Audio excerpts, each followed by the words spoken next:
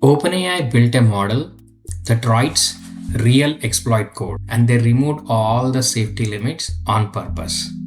The same week, 1 billion people used Google's Gemini app. Welcome to Chai, the current happenings in AI, your weekly dose of AI. I'm recording on Sunday, August 16, 2026, week 3, episode 3. Today, we will look at top 4 big stories, one trend, and what is coming ahead. This week, AI got bigger, cheaper, and more dangerous all at once. Let's get on to story number 1. On August 10th, OpenAI published a blog post. In it, they announced a new model called GPT 5.6 Cyber. This model is trained on purpose for a security work. Let me explain what that work is.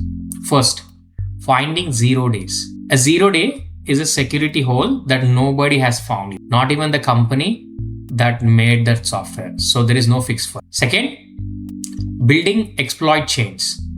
An exploit chain is a step-by-step attack. Each step opens a small door. Together, the steps get you into the system. Third, defense testing. That means attacking your own systems to find the weak spots before the real attacker does. So in one line, this model breaks into your computer systems so that security teams can find their weak spots first. Okay, let's look at some of the numbers that really matters with this model. Security researchers ask these models dangerous questions. For example, write me a code that breaks into the server. GPT 5.6 Cyber answers 95 out of 100 of those requests. The normal model, GPT 5.6 Sol, refuses almost all of them. It answers maybe fewer than 2 out of 100. So on this model, the safety limits are not weaker. For security work, they are switched off. I mean, all the guardrails, they have taken it off. The second part of it, then how does OpenAI keeps this safe? Not with refusals, but with the access. You cannot just log in and use this model. It sits inside a program called Daybreak. Daybreak has 2 levels, Daybreak Blue and Daybreak Red. Daybreak Blue is a normal level, regular models tuned for defense work. Okay, Daybreak Red is a restricted level. That is where GPT 5.6 Cyber lives. Only checked and approved security partners gets in. Why would OpenAI build this at all? Here is the thinking in plain words. Okay, criminal groups already using AI for attacks. That will not stop. So sooner or later, a tool like this will exist. So the only question is, who gets it first? OpenAI's answer is, hey, give it to the defenders first. That's why they are building this. But understand the risk. The old safety was refusal. The model simply says no. You cannot steal a refusal. Okay. The new safety is locked door with a guest list, and the doors can be broken.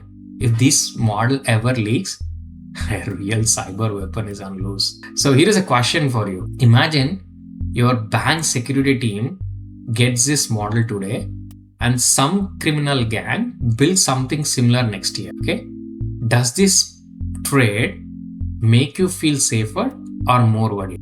Safer or worried? Put it in the comments. Let's get on to the story number 2. Google's Gemini app crossed 1 billion monthly users. Google announced this on August 11. Gemini is now the fastest growing product in Google's 28 year of history. Look at the speed. In May last year, 400 million people used it every month.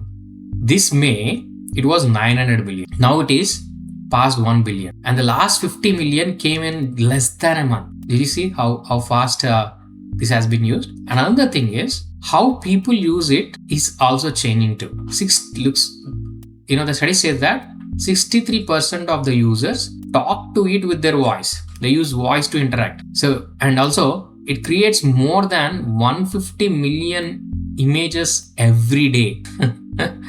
Okay? And more than 100 million people use it on iPhones. That's a strange thing. One thing to be careful about, Google counts monthly users. Actually, OpenAI reports weekly users. OpenAI weekly users are about 230 million. So monthly and weekly are different rules. Don't compare these two numbers. So Question for you guys. Which app do you open more? Gemini, ChatGPT, or Claude? What would make you switch? Tell me in the comments. Story number 3. Grok 4.6 matches the top models at a much lower price. On August 12th, SpaceXAI become SpaceX AI, released Grok 4.6. This model is built for agents, it seems. An agent, as you know, is an AI that you give a goal to it. It then works on the goal by itself, right? Step by step, like an assistant who keeps working after you leave the room. Okay? There is an independent scoreboard for AI models. It is called Artificial Analysis Index. On that scoreboard, GPT 4.6 scores the same as OpenAI's GPT 5.6 score. It is 1 point behind the leader, the Anthropic's Claude Fable 5. Now the price. The GPT 4.6 costs $2 per million input tokens and $6 for output tokens. GPT 5.6 Sol costs $5 for input tokens and $30 for output tokens. So same score, same artificial analysis index score, but whereas Grok model is 60% cheaper than GPT 5.6 Sol. And you know what? It was available from day one in Cursor, in Grok build, and through their APIs too. Okay. So question for you guys. For your agent work, does price beat your brand? You want to switch from OpenAI models, GPT models, or Claude models, Anthropic models, to a Grok model. If the price is less, do you switch for a 60% less? Tell me in the comments. Story number 4, the last story. Anthropic will watermark everything Claude writes. That's very funny. The models are trained across all the text across the world. Now they are watermarked. A watermark, again, this watermark is a hidden mark inside your text. You cannot see it, but a detection tool can check the text and say, hey, this was written by AI. Okay. So why they are doing it now? Because of Europe EU AI Act has a rule called Article 50. It came into force on August 2nd, it seems. It says AI companies must mark AI generated content. It has to mark AI generated content. And the fines can reach 15 million euros or 3% of the company's worldwide revenue. Here is the interesting part. Anthropic applies this watermark everywhere in the world, not only in Europe. So one product, one rule book. Europe wrote the rule, the whole world gets a feature. So on August 14, Anthropic published how the watermark works. Now the strange part is within a day of the announcement, watermark remover tools like skills appeared on the GitHub. One of them got thousands of stars. So nobody has proven those skills or tools can actually beat the watermark. Anthropic has not released its detector yet. Okay. So, but the race is already started. The mark went up and the intent immediately started building an error set. So here is a question for you. When you read an article or a message online, do you want to know if an AI wrote it? Yes or no? Tell me in the comments. Now the trend of the week, let me keep it simple, okay?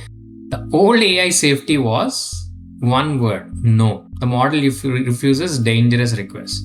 This week showed the new safety twice, okay? OpenAI now controls who gets in. Its hacking model sits behind a guest list, okay? Anthropic now labels what comes out, a watermark on everything Claude writes. That is a trend. Safety moved from saying no to guarding the door and labeling the output. Question for you guys, okay? Would you trust AI more if every answer carried a label saying which model wrote it? Yes or no? Okay? Put it in the comments. Now, what is coming in this week ahead is, I'll keep this short. From Wednesday to Sunday, Beijing is hosting a World Robot Conference. More than 300 companies are showing robots, it seems. And the humanoid robot maker, that Unitree, is expected to list on the stock market this same. Okay? Watch this space. Robots are where AI gets a physical body. Okay? So there is one more reported item. OpenAI's public stock market paper paperwork could reportedly drop any day now. If it lands, we will see OpenAI's real numbers for the first time. The revenue, the losses, everything. Time to close. If you remember one line from today, make it this one. 1 billion users, $2 frontier models, and AI is getting cheaper every week. So every story today is sourced. The links are in the description. If this was useful, like, subscribe, and share it with your friends. See you next week.